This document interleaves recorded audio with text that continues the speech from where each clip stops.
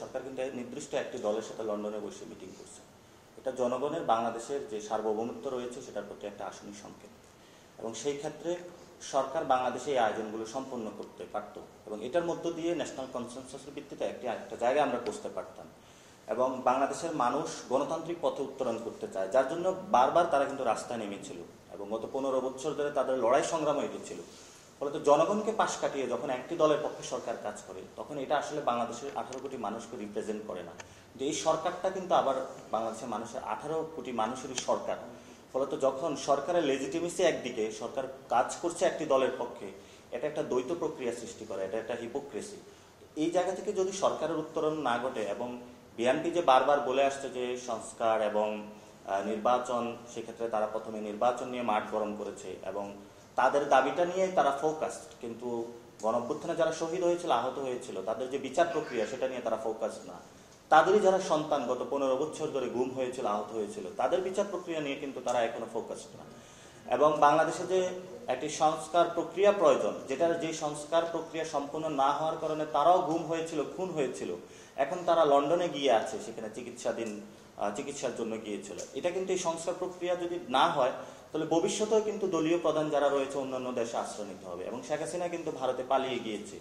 ফলত ভবিষ্যতে এই ধরনের কোন সরকার পালিয়ে যায় সেটাও বাংলাদেশের জনগণ নির্ধারণ করবে।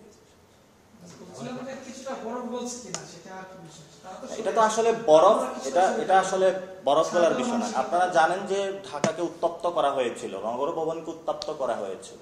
টার্গেটটা ছিল গণঅভ্যুত্থানের সরকারকে হলো যাতে ফেলে দেওয়া যায় বা পতন করা যায়, এবং তাদের যে বিশ্রী ভাষায় তারা হলো মানুষকে, উপদেষ্টাদেরকে লাঞ্ছিত করেছিল, এটা কোনো সভ্য দলের কোনো ভাষা হতে পারে না।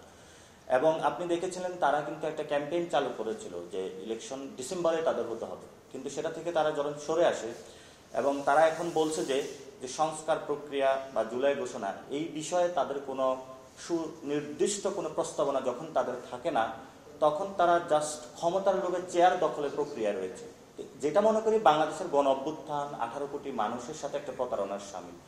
এই জন্য সরকার এবং বিএনপি একই সাথে একীভূত হয়ে বাংলাদেশের মানুষকে পাশ কাটিয়ে নতুন একটা গভীর সংকট সৃষ্টি করার পায়তারা করছে। সেই জায়গাতে তো আমাদের সতর্ক থাকতে হবে। তবে মানুষ সতর্ক আছে, তারা গণ অভ্যুত্থান করেছিল, ভবিষ্যতে তারা এই বিষয়ে সতর্ক থাকবে। সরকার যদি আন্তরিক হয়, রোজার আগেও বিচার কিংবা সংস্কারের দৃশ্যমান অগ্রগতি তারা করতে পারে কিনা, আপনাদের সরকারের প্রতি সেই আস্থা আছে? সরকারের তো আমরা ওই জায়গাটা আস্থা দেখছি না, কারণ সরকারকে যখন জনগণ বসিয়েছিল বিচার এবং সংস্কার প্রশ্নে, সরকার সঠিকভাবে কাজ করবে, কিন্তু সরকার এই দুটাকে পাশ কাটিয়ে নির্বাচনের বিষয় হলো উৎসব মুখর হয়েছে। কিন্তু প্রাতিষ্ঠানিক যদি আমরা, সাংবিধানিক যে প্রতিষ্ঠান সেটা যদি আমরা ঠিক না করি, বিচার প্রক্রিয়া না করি, সংস্কার প্রক্রিয়া যদি সম্পন্ন না করি, নিছক একটা আয়োজন বাংলাদেশকে কোনো মুক্তির পথে নিয়ে যাবে না, বরং গভীর সংকটের দিকে নিয়ে যাবে। তো এই বর্তমান সরকার এখন যে অবস্থায় চলছে, আমরা দেখেছিলাম তারা খুবই ধীরগতিতে বিচার কার্যক্রম চালিয়েছে, খুবই ধীরগতিতে সংস্কার কার্যক্রম চালিয়েছে। এখন তারা নির্বাচনের মাধ্যমে নতুন যে আমরা একটি ফেসিবাদী সিস্টেম থেকে মুক্তি পাওয়ার জন্য লড়াই করেছিলাম, আরেকটি ফেসিবাদীর কাছে বন্দোবস্তের মাধ্যমে হলে তাদের প্রক্রিয়াটা সম্পন্ন করছে। অর্থাৎ একটি অটোক্রেটিক গভর্নমেন্ট থেকে সরকার আরেকটি অটোক্রেটিক গভর্নমেন্টের হাতে ক্ষমতা তুলে দেওয়ার পায়তারা করছে। তো আমরা এই জায়গা থেকে সরকারকে এখনো আহ্বান জানাবো যে আপনাদের সামনে এখনো বাচ্চাগুলা রয়েছে, আপনাদের সন্তান রয়েছে যারা গণঅভ্যুত্থানে আহত হয়েছিল, শহীদ হয়েছিল, তাদের দিকে আপনারা দেখুন, নিজেদের বিবেক বুদ্ধি আপনারা সক্রিয় করুন, এবং বাংলাদেশের যে মুক্তির লড়াই সেটাতে আপনারা অংশগ্রহণ করুন। নিছক কোনো নির্বাচনের জন্য জনগণ আপনাদেরকে এই পবিত্র চেয়ারে বসায় নেন, আপনারা এই পবিত্র চেয়ারগুলোকে নষ্ট করবেন না। লাস্ট প্রশ্ন সেটা হচ্ছে যে বিএনপি বলছে সরকার এনসিপি এবং তাদেরকে বেশি ফেভার দিচ্ছে, আপনি বলছেন সরকার বিএনপির দিকে কাজ করছে, সরকার আসলে কার জন্য কাজ করছে? সরকার তো আসলে যে বিএনপির পক্ষে কাজ করছে এটা তো আজকে বৈঠকের মাধ্যমে হলো ফুটে উঠেছে এবং দৃশ্যত হয়েছে, এবং তারা যে দাবি করেছিল সে দাবির সাথে সরকার ঐক্যমত পোষণ করেছে। আমরা বলেছিলাম বিচার প্রক্রিয়ার কথা, সরকার এই বিষয় হলো এই পর্যন্ত কোনো ঐক্যমত পোষণ করে নাই। আমরা বলেছিলাম হলো জুলাই ঘোষণাপত্রের কথা, সরকার এই পর্যন্ত কার্যকর কোনো উদ্যোগ নেয়নি। আমরা বলেছিলাম নতুন একটি সংবিধান, সরকার উদ্যোগ নেয় নাই। তাহলে এনসিপির সাথে সরকারের যে সম্পর্ক সেটা তো এইখানেও আপনাদের সামনে এবং দেশবাসীর সামনে এটা ফুটে ওঠে। সরকার যে একটি দলের পক্ষে কাজ করছে এবং এটা সরাসরি বিএনপির পক্ষে কাজ করছে। শুধু সরকার না, সরকারের যে অঙ্গ প্রতিষ্ঠানগুলো রয়েছে, নির্বাচন কমিশন সরকারের পক্ষে কাজ করছে, এবং তারা নগর ভবন দখল করে রাখে, সেখানে হলো আমাদের যে সভরেন্টি ফোর্স রয়েছে তারা চুপ করে থাকে, কিন্তু অন্য জায়গায় যখন হলো জাতীয় পার্টিকে নিষিদ্ধর মতন কথা বলা হয়, সেখানে তারা মব বলে সেখানে হলো বাধা সৃষ্টি করছে।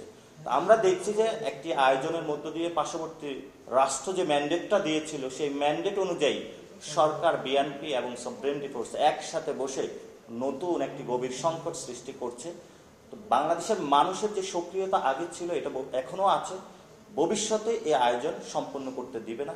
এবং এই চারটি জিনিস, বিচার, সংস্কার, জুলাই ঘোষণাপত্র এবং নির্বাচন কমিশন পুনর্গঠন, এর মধ্য দিয়ে একটি নতুন সংবিধান প্রক্রিয়া যদি না যাওয়া হয়, তাহলে বাংলাদেশে যে ইলেকশনটা হবে, এটা 18 কোটি জনগণের ইলেকশন হবে না, এটা একটি দলের ইলেকশন হবে, এবং সেই দলের ইলেকশনটা বাংলাদেশের কখনো মানুষ মেনে নেবে না।